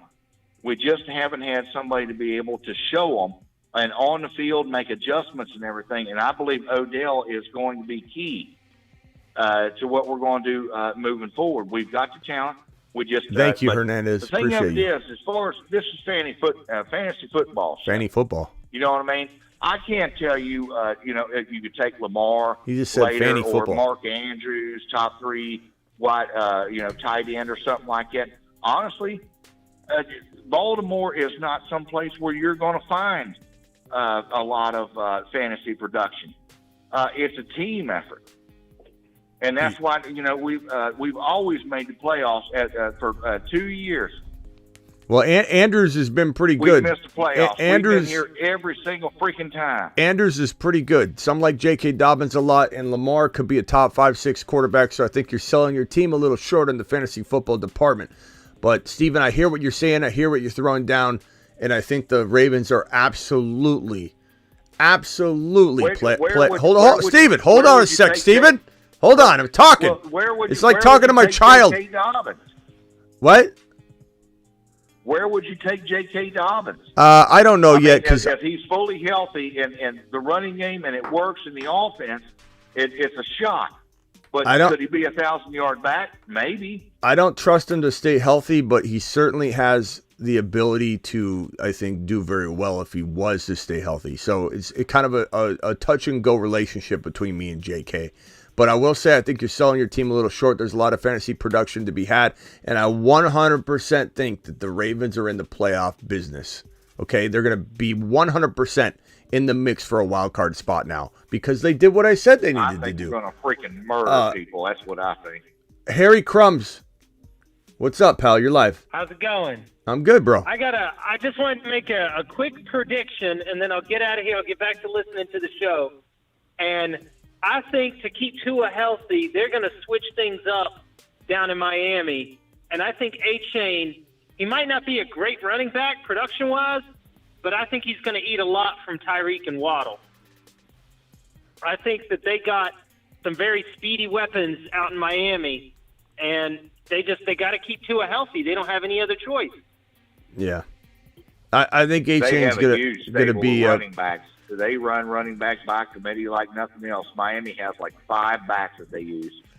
Do they have any other running backs that can hit a 4.32? Steven, probably 2 of them. Steven, this is out of my control. You know this, but we have one person saying disconnect on Steven. If we get 2 more, I have to do it. You're in timeout for 10 minutes. It doesn't mean I don't love you. Doesn't mean that I don't want you back on the show, pal. Doesn't mean you can't call in 10 minutes. Doesn't mean you don't have a place in our hearts. But this is out of my control, well, Steven. There's 180 people watching and 120 likes, and I expect that to be at least 150 by the time I get back. And if I'm not, then there's going to be problems because I'll get other people in here to take your people's place. Understand me? All right, I'll hang up and I'll take my time. Call terminated. But yeah, that's all I wanted to say is I wanted to get y'all's take on A-Chain. I'm going to let y'all go now. Well, hey, I didn't answer yet, so hang tight real quick. Oh, he's gone. A-Chain to me, Harry Crumbs just bailed. I was just about to conversate with him. A-Chain to me is probably, in the Chase Brown, obviously, territory. I don't think you can count on anything. He's not the starter right away. Feels like Roschon Johnson. So like Roschon Johnson, Chase Brown, A-Chain, they're all very, very much in the same vein. Very, very much have the same rookie ADP and value territory that you're going to scoop them up at. It's definitely in that end of the first round. You're going to go a little early on one of them if you want them. You want them at 12, 13, 14. You're going to have to take them a little early. People might laugh at you. A-Chain, you took them a little early. Roschon Johnson at 13, what are you doing? But that's the territory for me. Once I get to 2.1, and this is my advice for anybody, and this may be bad advice to some people, but it's advice I live by. So it kind of goes to show that it's important to me to follow this as a commandment in fantasy football. Once you get to 2.1, throw ADP, rookie ADP to the wind. Don't concern yourself with how far down you could let someone slip. Because if you're waiting anything of 5 or 6 picks, people are getting their guys once 2.1 is over. 1.1 to 1.12, that first round is very influential in making sure you stick kind of to the ADP course. But once you get in the second round, and some people have only 1 second round pick and no third round pick, no fourth round pick, there's so many different variables at play. Once you get to 2.1, 1,000% pick your guy. And even if he's a third rounder, take him at 2.1 if he's your guy. Even if he's a fourth rounder, I don't care. I really don't give a crap what people think when I reach for somebody in the second round of a rookie-only pick. People get crazy, they get crafty, and they also get stupid in the second round because they don't know ADP. And when you get deep into rookies, like the second round, there are so many people that don't know who these players even are. Some of these people don't invest the amount of time that you and I and everybody on the line and everybody in the chat, they don't invest that kind of time. When they get to the second round, they just see a bunch of names on teams they like, and they'll just start taking them. So please understand, when you get to 2.1, start slinging it. As Denny would say, sling it, go get your guy. If Roschon's your guy at 2.1, just grab him. I don't care if he's got a 2.5 ADP. If Joshua Downs is your guy, grab him. If Tank Dell's your guy, grab him. ADP is meaningless in rookie drafts after 1.12. Adam, what else you got? Phone lines are open, by the way. I was thinking about the top 5 wide receivers. I think Justin's going to still be number 1. I think Cuff will come back. I think he'll be number 2. And then I think Chase number 3. I think Wilson will be number 4, and I think Olave will be number 5. Yep, that is my prediction. I like those. I think Drake London could definitely get in the mix too. I think there's a lot of players. Obviously, Tyreek Hill is going to be in that mix, but Drake London and Watson are going to be surprise 6 to 10 guys. I think this sophomore class is so amazing to me. I want every single one of those sophomore wide receivers down to Pickens, but especially above Pickens. I like Pickens a lot. I think he's great, but Watson, London, Olave, Garrett Wilson, these are guys that I want. I want a team where I have all 4 of them, and then I go kind of crazy at the running back position. That would be an amazing team to build around, in my opinion, a very fun one. Matt Biaggia is on the line. Matt Biaggia, you're live, pal. What's up, Smitty? What's up? Nothing. I'm doing like Ron Navy. I'm in like 11 $3 underdog slow drafts. And when you're doing that many drafts, do you like to just diversify and try to pick up pretty much everyone? There's 2 schools of thought here, and you're going to hear a bunch of different people give you this exact answer, and there's no exact answer. There's 2 things. It's like doing a bracketology tournament, okay? You're doing the bracketology tournament. You're essentially, you can go a bunch of different directions. You could do 3 brackets. You can do 2 different approaches and try and win. Or you could do 1 bracket and then do another bracket where, when you're at a fork in the road, you're like, I don't know if UConn should have went, and you do the same bracket, and the one piece is where you kind of wavered, you go down that different fork in the road, but you keep all the other things constant. So all the variables stay the same, but then that one branch you didn't go down, you go down that branch. Then you do your 3rd bracket, and you keep everything kind of the same, and you go down that other branch that you wanted to go down. So you're essentially doubling down, tripling down, quadrupling down on a lot of different things, but you're mixing up a certain part that you were unsure of, but you were more sure about everything else. Sometimes I've had my best fantasy seasons I've ever had, bro, where I've just drafted the same guys over and over, but slightly changed it. And the great part about that is if you do that, best ball, the people sniping you, the different draft positions that you don't get to choose, that will by far already inject that variation for you. So you could literally keep trying to draft the same team, and by default, based on people sniping you and your draft position being off a little bit each time, you're going to get different variations of the one team you think is the best team. There's that advantage to doing it. There's also the advantage or the disadvantage of doing that if you miss on Javonte and he gets injured and tears his ACL, Breece Hall tears his ACL, all of your teams tank. It's 2 different approaches. Neither one's wrong or right. One of them can lead to total domination. One of them could lead to the same thing could lead to total disaster across the board. And the other variant could lead you to 1 championship here and 2 automatic loser teams because you didn't go the direction that you went in. Or you could get lucky and literally win on all 3, even though you took 3 different approaches. It really is 3 different ways to look at it, to be honest, and there's no right or wrong to it. And then just mix in the moon. Real quick. Mix in the moon man.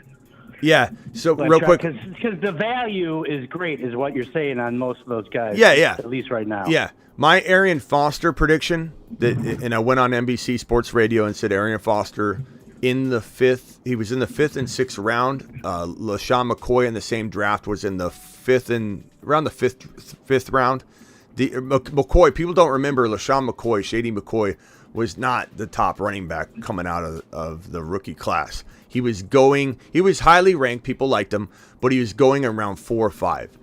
Arian Foster was an undrafted free agent the year prior, and he walked into that 2010 season as a 4th and 5th rounder. He eventually climbed to 4. But when I did this radio spot I did every year for 20 years, I was on the longest running fantasy football radio show in the world for 20 straight years. The show was gone. I think the show went 23, 24 years, but I joined about 4 or 5 years, 3 years in, whatever. And I went on there and said Arian Foster is going to be a top 1 to 5 running back. And the only thing we had to show for was his week 16 and week 17. He was an undrafted free agent. He didn't do anything all year long. He came in week 16 and week 17, showed us flashes of brilliance, but it was in week 16 and week 17, especially week 17, no one cares about because backups are going in anyway. Was that Houston? Was he in Houston? Yeah. So walking into that 2010 season, I quadrupled down. Everything I did was around Arian Foster. It was around LaShawn McCoy.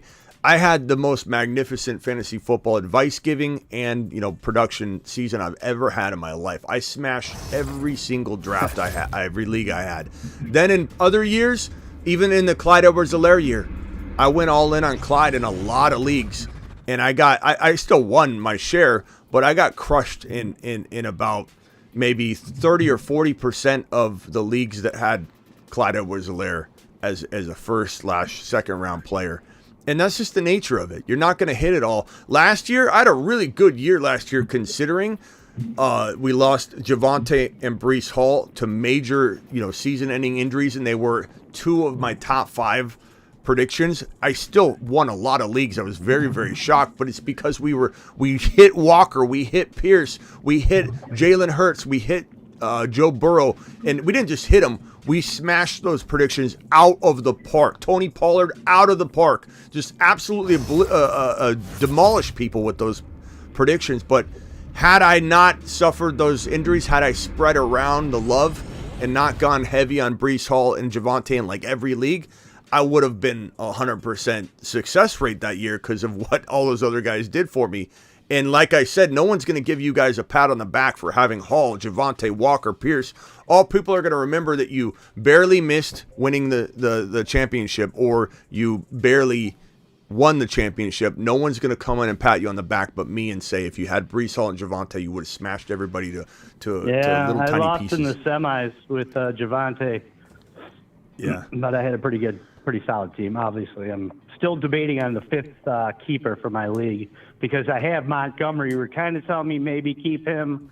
I just wonder what your thoughts are. Yeah, tell me who they are again. He's going to do I have Jamar Chase, Josh Allen, T. Higgins, Mark Andrews, and then I'm debating like Amari Cooper, Montgomery.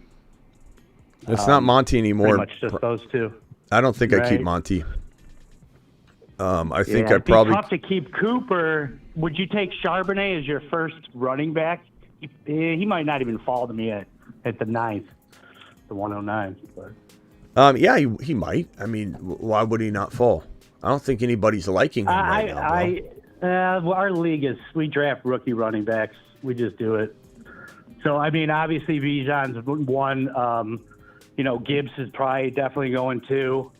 I mean, he might be the 3rd back, or would you put anyone else above Sharp? That's going to be high. But yeah, anyway, I would say, Amari Cooper seems a little safer right now. Monty's okay. I don't mind Monty. I mean, Swift getting traded out. If I keep Cooper, I'm going no running backs. Yeah. And, I want Javonte. I don't want to give up on him. But is he going to be J.K. Dobbins the rest of his career? I don't know. I mean, can you trade Monty? I mean, if running backs are so valuable, I would think you'd be able to trade them. Probably not. They're all going to be like, Gibbs is the man. I mean, I'm sure Monty will be heavy in like the first 6 weeks, and then slowly Gibbs will probably just be getting, more and more. Maybe like how Javonte was in his first year where he was 50-50 split with. Well, you got a good team. I'd be tempted to trade Andrews away to try and upgrade Monty. Then you could keep Cooper and that player. So go to the teams that don't have really a good 5. I'm talking to the 103 right now because he doesn't even have 5 keepers. Yeah, go to him. I'm trying to get one of them. Go to him and give him Monty. He hasn't even started. He's one of those guys that you were talking about that doesn't even know the names of rookies. Like Yeah, go give him Monty or Cooper with your pick to move up in the draft. That way you can get a better RB. Okay, hang tight real quick, Matt. Muted Mario. Right. Muted Mario, you're up. Thank you for being muted, by the way. No problem, Smitty. You know, every time I'm here, I mute myself. I stay respectful over here. It's all we can ask. I had a quick question about the fantasy league, the Cooper Cup League. Are we doing that again this year? Later, Golf. Appreciate you, Golf. Cooper Cup, we probably will be doing something similar to it. Right now, we're doing the Garrett Wilson and Trevor Lawrence autograph. Or I don't know if it's going to be Trevor Lawrence. It's Trevor Lawrence or Fields, probably one of the two autograph jersey. Any more super flexes that we do will be in that. And if we don't do any more, then there'll be a small pool for that. So it'll be cool for anybody that already entered. But any of the private drafts, not the Best Ball Mania $25 ones, but when we do a private one, usually right after we'll kick one of those off. Like maybe at the end of the Best Ball Mania, we'll start a private one, and then we won't do the whole draft live on the show, but we'll kick off the first couple of rounds. But anytime I do a $3 private draft where the prizes are tiny, that will be for this autographed one. If it's a 1QB, and I say it's a private draft for the Garrett Wilson jersey, it's for this autographed Garrett Wilson jersey right here. So that will be going to the winner of those private drafts. So get ready for that. As far as a Cooper Cup draft, we'd probably name it something else, maybe a Chris Olave draft or whatever. Hang out until about August. August 1 is when we probably kick off something like that. And it'd be a little different than normal. Cool. I was just curious. I've been all over the place with work and stuff, so I just wanted to, keep my eye out and stuff like that, so I appreciate it. Yeah, anybody that wants to be in those, you want to go after either of those jerseys and be ready, click the link I just dropped. It's also pinned in the live chat. It's also in the description of this video and every other video, but I just dropped the link right this second. Make sure you get all signed up and ready to go. There's a $10 minimum deposit on Underdog Fantasy. That's it. And if we're doing $3 drafts for those autographed jerseys, well, you deposit $10. They're going to match it because they'll match up to $100 on your first deposit. So that means you got $20 that you get to, spend that slow drip that $3 out and get a handful of drafts in. So get ready for that. We're doing the Underdog Fantasy $3 private drafts for these jerseys that we're talking about. On top of the Best Ball Mania that are a whole separate deal, those are $3 million to first place. $3 million to first place. And they've got a really cool in-season, like regular season amount of prizes. So you know how in the Best Balls you look at the prizes and it's whoever wins at the end? Now they have another section, if you scroll past it, they're prizes for the regular season winners, which is really cool. So if you win, if you're the highest scorer on the regular season, then you get, X number of dollars, and that's awesome. Let's go over to, hold on, muted Mario, 1 second. Let me see who I haven't gone to yet. I think I haven't gone to Oscar. Oscar, what's up, my guy? Hey, Smitty, how are you? What's up? Hey, so just wanted to call in and ask in regards to Gibbs. I actually had that question earlier in the chat regarding where you would take him in a Superflex Dynasty startup, or what round specifically, I guess. Gibbs in a Superflex Dynasty startup. Well, let's reverse engineer this into a 1QB and say that we don't know where his value is going to be, but because no ADP is accurate right now because everyone's mock drafting off of bad, outdated ADP where Gibbs is a 4th and 5th rounder. So that suggestion is giving like Biaggi's people that he's in a draft with or whatever. They don't know the names yet. They don't know, they even know the landing spots. You could probably go to 3 or 4 of Biaggi's league mates and say, where did Gibbs get drafted? They go, I don't know. They wouldn't have a clue. They wouldn't have a single clue. Those are grandma leagues. And so we don't have a good sense of ADP, but if I had to use my brain power and 20 years of doing this from a professional perspective here, I would say that it's probably going to be in a dynasty startup 1QB. He's going to go in like the 6 to 15 range. We really don't know. He could go as high as like 6'5". Some people say they love Gibbs. Not a lot of people. I'd say 20% of people that are deeply embedded in rookie content. About 15% think that Gibbs is better than Bijan. So there's going to be a crafty person or two or a reaching, Richard that's going to reach in the draft and take him at 6 or 7 or 8. And so we don't really know. But I would say that if you mix in Superflex, so now that we've got a baseline of where we think he could go in a startup 1 QB, we added like 10 players to that. So you're talking about a guy that could go, let's just call it 11 or 12. He's probably going at 22 to 25 in a 2 QB.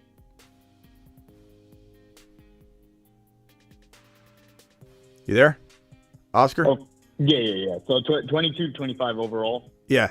I mean, Bijan's going in the second round, but the top of second round.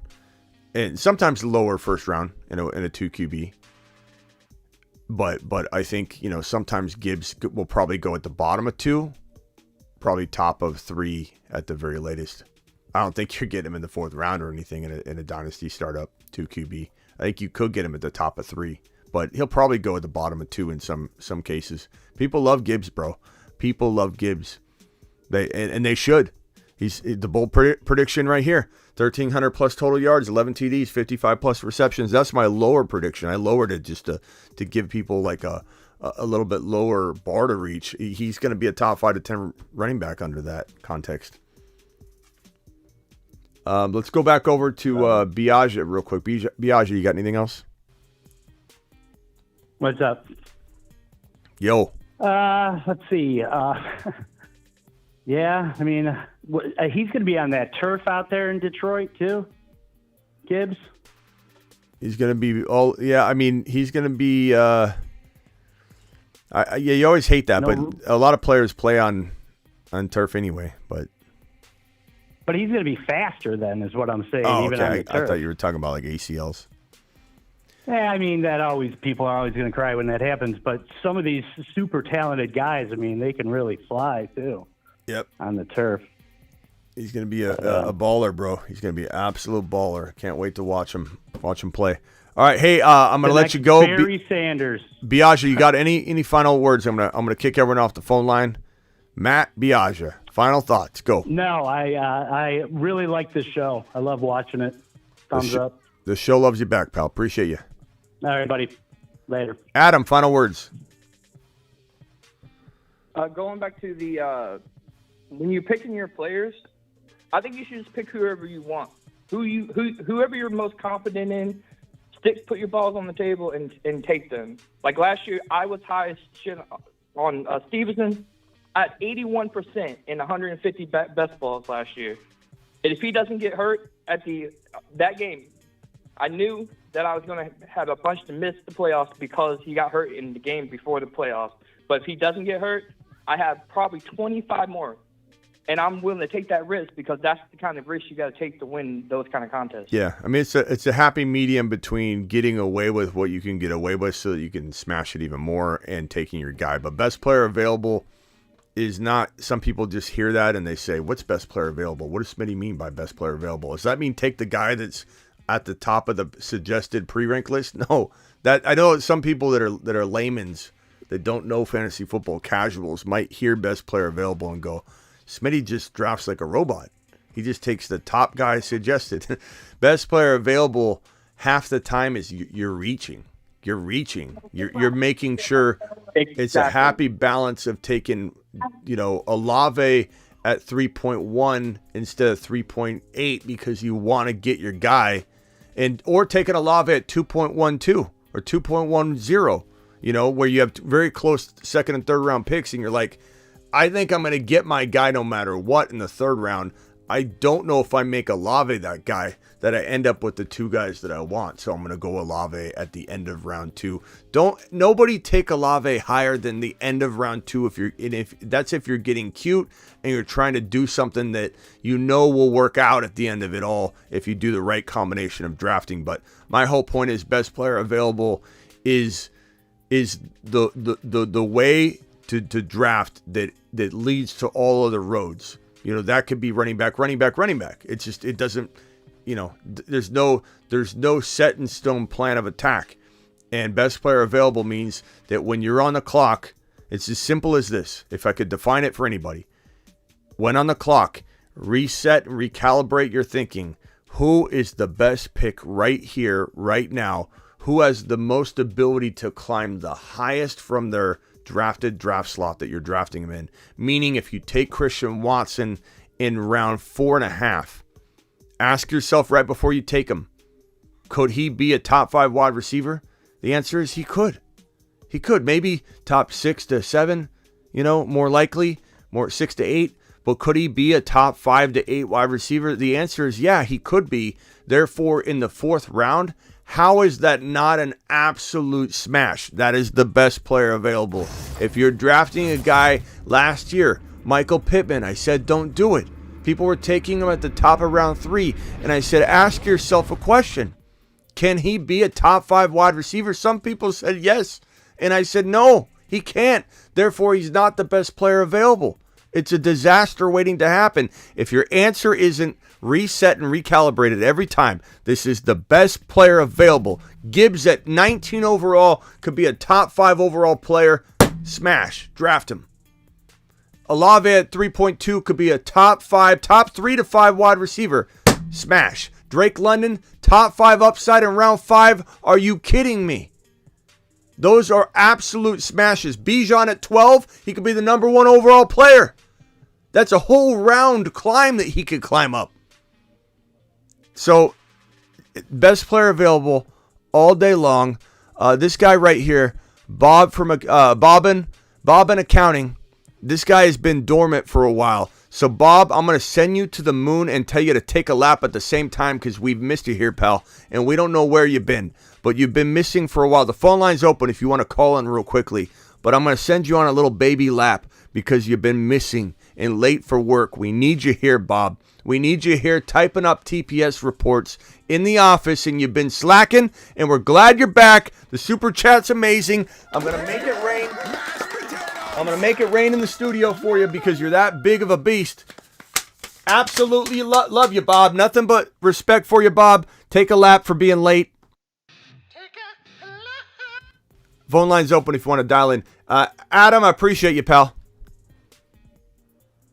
You too, Smitty. Have a good night. Yeah, call in anytime. Oscar, final thoughts while we maybe wait for Bob from accounting to check in. I didn't even read his... Hold on 1 second, Oscar. I'm sorry. I didn't even read his thing. Been watching the show in the morning, but loving bold prediction Monday. Cam Akers finishes number 8 running back for the season. I can understand that prediction, Bob. That's... The TPS reports, the spreadsheets probably suggest he's a pretty good pick this year. My gut says stay away, but I can respect this prediction, and Cam Akers certainly has, in a vacuum, the ability and maybe the situation to do this. This wouldn't be that crazy to me. I've heard bolder with Cam, so this is an okay.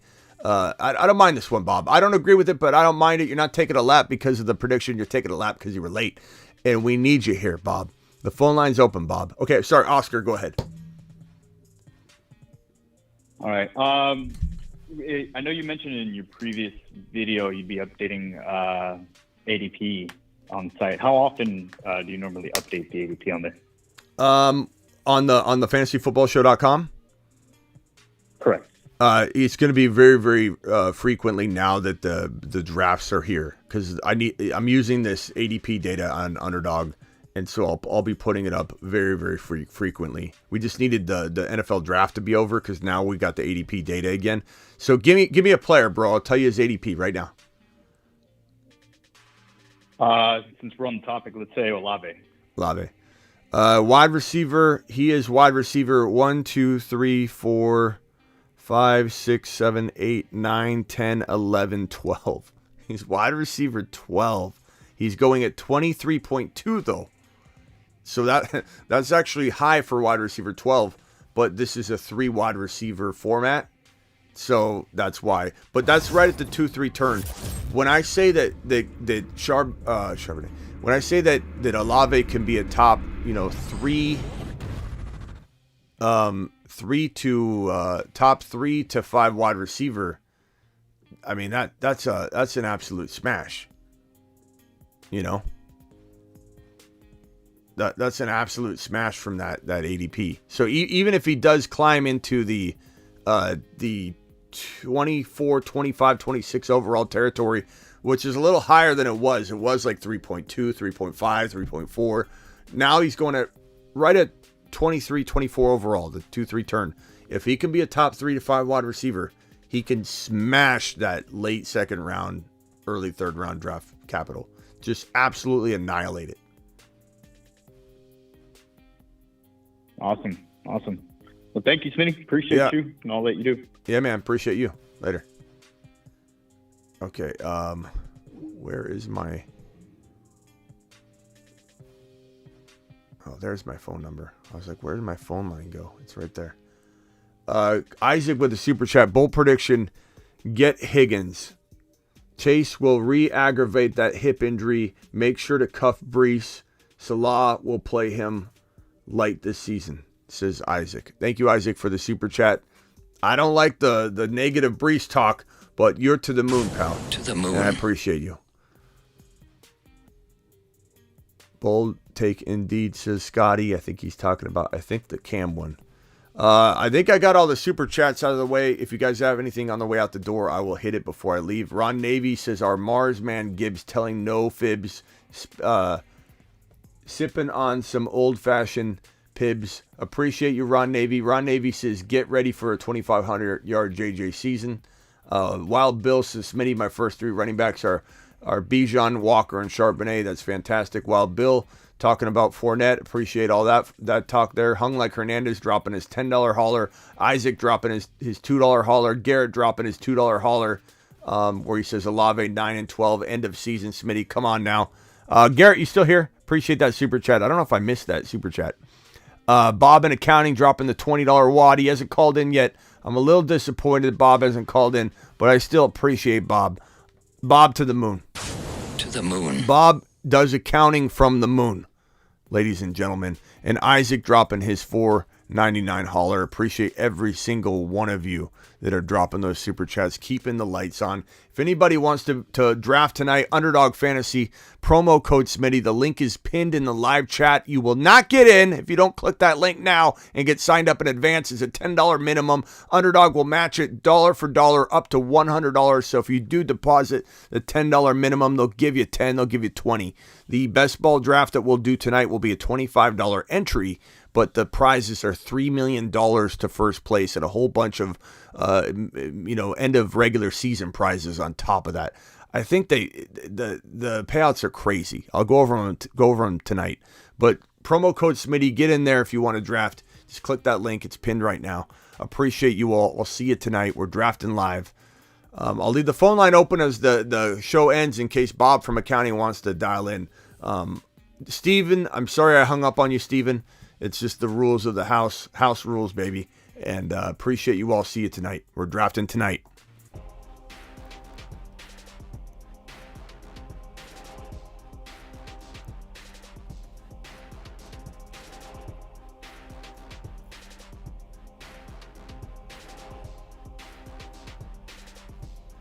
Thank you, Mitch. Appreciate the kind words. Mitch in the house. Don't mean to be negative. I don't think that the Bengals took care of whatever the issue was. You don't just recover from a cracked hip. I hear you, Isaac. Wouldn't be the craziest thing in the world. We don't like, thinking negatively on our boy, though. But I think everything reportedly healed properly. A little more complex than that, but appreciate you, Isaac. Matt O, appreciate you, pal. Jeremy W, very blessed indeed. Appreciate you. Matt Slater to the moon. Olave is your friend. Olave is your friend.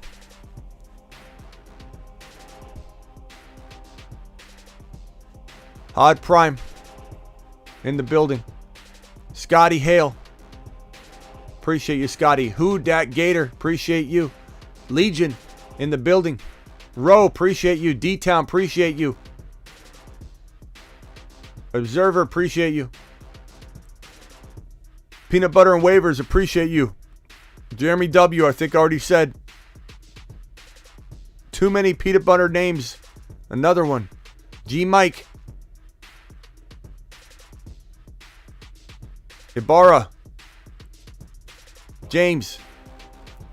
Space Ricky. Matt O. See you all later. Mingo, and Mingo was his name. Brees Hall is 8 foot tall. He will always answer the mother freaking call. Don't let him fall. In the third, don't stall. Just give Batman the freaking football. He's Brees. He's Brees. He does a hull of a job. A hull of a job. A hull of a job. Brees Hall, please report to the moon. He does a hell of a job.